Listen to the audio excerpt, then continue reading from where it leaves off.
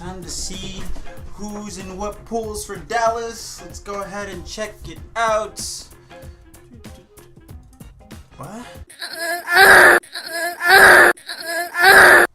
Quite honestly, this is the one thing I worried was gonna happen for Dallas. What is going on, guys? It's Suspect here, bringing you guys a brand new YouTube video. And of course, as expected, I'm bringing you guys a pools analysis, breakdown of the pools for the CWL Dallas Open. That'll be happening March 17th through the 19th. This wasn't going to be an event that I was going to go to spectate, but unfortunately this isn't the case. So, I'm just going to be doing this regular routine thing, and of course we're just going to just hop straight into it. And just so you guys know, we'll make this very clear, Dallas, very, very important event coming into the league for Call of Duty, because as you guys know, the league starts, I believe, in April. So this is the last shot for a lot of these teams to gather as many pro points as they can, because I believe it's like the top 9 teams from NA, the top 4 from EU, and then the top 2 from the APAC region are going to be in stage 1. It's I know there's a specific number of teams that are going to be able to be in it, so it's going to be very, very competitive. There's going to be a lot of teams in open bracket that are still going to be fighting for it, because there's a lot of teams from open bracket that are still very close to a lot of pro teams that are already in pool play. And of course, just because some of these teams place, poorly in the tournament, they could lose your shot at stage 1. This is a very, very big deal for a lot of teams. And there's some teams that are in the green zone right now, but if they fall short just a little bit, they could lose their spot in stage 1. So just keep that in mind. Now let's go ahead and look at the pools. And of course, you got Pool A. In case you guys don't know already, massive Team Envious fan. I hate Optic with a burning passion. And of course, somehow, they end up in the same pool. Now, funny story, I was actually eating lunch with my mom and with my sister. My sister asked me about Dallas and everything, and I was telling her how I was a little bit concerned now because of Envy's placing and the fact that Optic's in first place. Because the top 4 seeded teams, they are placed, number 1 seed is first in Pool A, 2nd seed is first in Pool B, and, so on and so forth. But because of Envy's placing, and because of the fact that Optic is, the first place in all the pro points right now, and Envy's, I think, 5th or 6th, they ended up here. And I was scared it was going to happen. I felt like it was going to happen, and it ended up happening. It is what it is. So, of course, let's just go ahead and go through the pools. Pool A, you got Optic Gaming, Team Envious, Red Reserve, Tainted Minds. Pool B, you got E United, Team Infused, Cloud9, Mind Freak. Pool C, FaZe Clan, Luminosity Gaming, Team Elevate, and Fnatic. And Pool D, you got Rise Nation, Splice, Enigma 6, and Panda Gaming. I'll be very honest with you guys, this is a very stacked pool play. Like these pools look so intimidating. Just looking at the logos, you know what these orgs bring and how strong these teams are. And just, you can't take any of them for granted. Now, keep in mind, there's still some teams out in the open brackets, such as, you've got Team Allegiance, you got Evil Geniuses, you got TK, you got a good amount of teams still in open bracket. You got the Gosu crew, so Team 3G is also attending, I believe. So open bracket is stacked too. Not as stacked as Atlanta was, or at least as ESWC was, but still stacked. But this pool play looks very, very intimidating just looking at it. But go ahead and just looking at it now. A lot of people are saying Pool A is the pool of death. I disagree. I strongly disagree that Pool A is a group of death. It's just, it looks that way because you have 2 of the biggest rivals in Call of Duty history in the same pool. And that doesn't really happen often. That really doesn't. Like, you never see FaZe and Optic. You never see Optic, Team Envious. You never see Optic or FaZe, or, like these really big, strong juggernaut teams, you never see them in the same pool. So since you are seeing Envy and Optic, it immediately clicks to you like this is going to be a very tough pool. But quite honestly, again, disclaimer, huge Team Envious fan, try not to be biased here. Envy's been struggling a lot in the 2Ks. They've been choking a lot in the 2Ks, unfortunately. It is what it is. There's been a little bit of toxicity between the team. Not sure how Team Envious is feeling up to the you know, to go into Dallas. I know Apathy's very confident. I know JCat's very confident. But I know Slash has been on a little bit on the toxic side of things.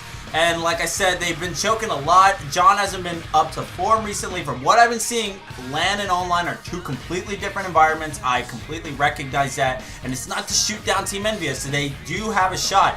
But with Optic Gaming now putting Formal as their in-game leader, they seem nearly indestructible in Search and Destroy. They have been crushing the opposition in Search and Destroy. And they just... I don't know, man. Like, honestly, Team Envious, I do think they can beat Optic Gaming.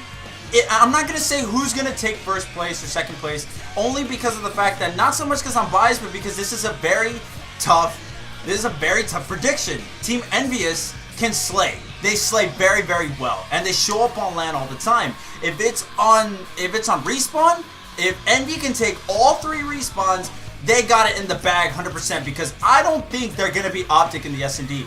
And if they do, 3-0 sweep.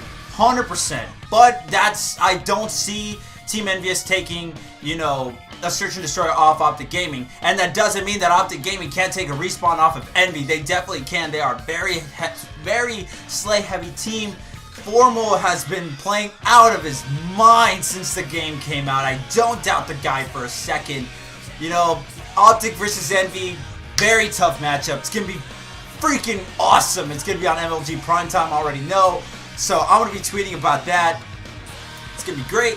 Red Reserve, the old Team Orbit team that you guys know. There is that. And you've got Tainted Minds. Except on Red Reserve, I don't think Rated is with them anymore. I think Rated is on Elevate. And Tainted Minds is the second team from the APAC region. Honestly, I'm not going to predict who from Team Envious or Optic Gaming. Well, you know what? I'm going to say that Team Envious takes it 3-1. I'm going to go ahead and say that Team Envy takes it 3-1 only because they are going to drop the S&D against Optic. If they go to a Game 5, Optic 100% takes it. That's just me speaking from the heart. I think Optic takes it if they go to a Game 5. If it doesn't go to a Game 5, or if they can't take any of the respawns, 3-1 Team Envious, but I say Team Envious, Optic Gaming, Red Reserve, and then Tainted Minds. Pool B, you have E United, which of course, they're the champions from CWL Atlanta Open. You got Team Infused, Cloud9, and Mindfreak.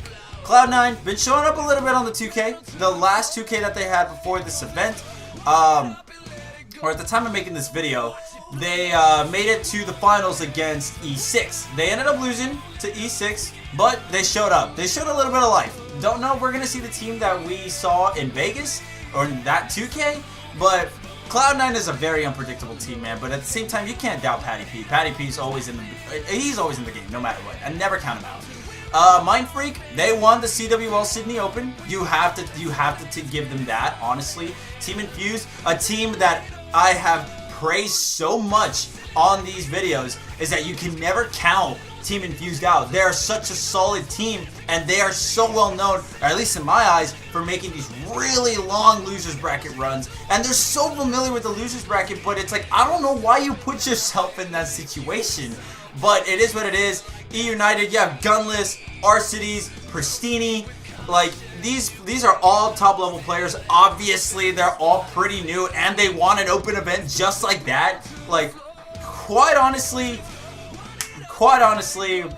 E United takes it, in my opinion. I think they do take Pool B. I say that Cloud9 beats Team Infused. Then it's going to be Infused and then Mindfreak. Even though Mindfreak has really been on top of form, and in the CWL Sydney Open, in the winners bracket final, there was Mindfreak versus Tainted Minds, which I think a lot of us actually expected. And it went to a Game 5, and Tainted Minds 6-0'd Mindfreak. Nasty. But Mindfreak, of course, bounced back, made it back to the grand finals, and they beat Mindfreak in 2 best-of-5s. Mindfreak, they just absolutely knocked it out of the park, and Tainted Minds, one hell of a choke. But I could see Mindfreak beating Cloud9. I could see that. That's just me. Pool C, FaZe Clan, Luminosity, Team Elevate, Fnatic. This is one of my tougher pools that I was looking at. You know, just me. FaZe Clan got a lot of heart. A lot of you guys know Clayster's my favorite player, and I would really like to see some success out of him. He made it to 1 grand final, and they got 3-0. They got swept, but you know, they still got it. I think FaZe Clan still got it as long as they're practicing, as long as they stay humble. You know, I'm pretty sure they got it. Luminosity Gaming, fucking scary ass team if you ask me. Luminosity didn't drop a single freaking map in Atlanta, or I think it was ESWC. I think it was until like quarterfinals or something. They are looking on form, and that's because at ESWC they didn't play with Saints, and now they are playing with Saints. That's gonna be huge, man. Quite honestly, Team Elevate, I can't count them out, man. They got Rated in now. Rated is, of course, you know the storyline with Clayster. This is going to be very, very interesting to see what's going to go down. Fnatic, don't want to count them out either. I took them for granted in one of my videos, and they just proved me wrong. Like, Fnatic, like, this is a stacked team. You got two very powerful EU teams and two very powerful NA teams. I think Luminosity takes the pool. FaZe goes second. Fnatic goes third. Elevate goes fourth. Fnatic does beat out to Elevate, but yeah, I think Elevate is going to lose to FaZe, Luminosity, and Fnatic. Fnatic is going to be able to beat Team Elevate, but is going to lose to Luminosity and FaZe. FaZe is going to go 2-1, losing to Luminosity, and I think Luminosity is just going to go 3-0 in the pool. That's just me. Pool D, you got Rise Nation, Splice, Enigma 6, and Panda Gaming. This is my pool of death. Quite personally, this is my pool of death. Because of the fact that, yes, Rise Nation did win Las Vegas, but they've been underperforming a crap ton. And I don't know what happened. I always say it, Felony is the most underrated player in my eyes. He's such a great player, such a great communicator. But I don't know, man. I don't know what's up with this team. They just haven't been showing up, and it doesn't make sense to me. And you also have Splice, which is another EU powerhouse along with Infused.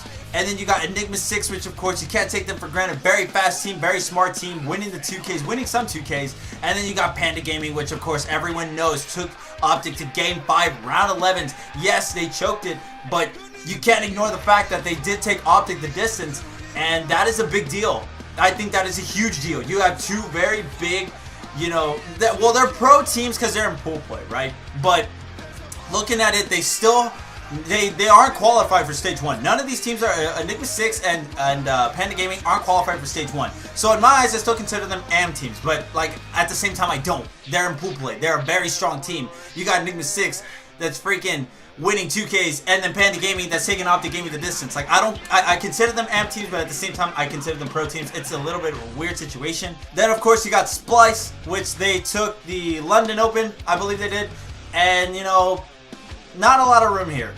I think Splice is going to have a hard time with Enigma 6 and Panda Gaming. I think Rise Nation is going to have a hard time with them also. I think Enigma 6 takes this pool. I think they take it, not convincingly. It's going to be very tough, but I think they do take it. Rise Nation goes second, Splice go third, and Panda Gaming go fourth. We'll see how that works out. That's how I'm making my predictions. Let me know what you guys think. I'm linking my Twitter down in the description below, so in case you guys want to go ahead and tweet at me, talk some competitive Call of Duty, I'm always down for that. You guys know that. And of course, if you guys did enjoy, make sure to leave a like, rating, subscribe if you haven't already. I am definitely going to be making a Championship Sunday video whenever, you know, Championship Sunday rolls around. And yeah, that is that. So thank you guys so much for watching. I'll catch you guys in the next one.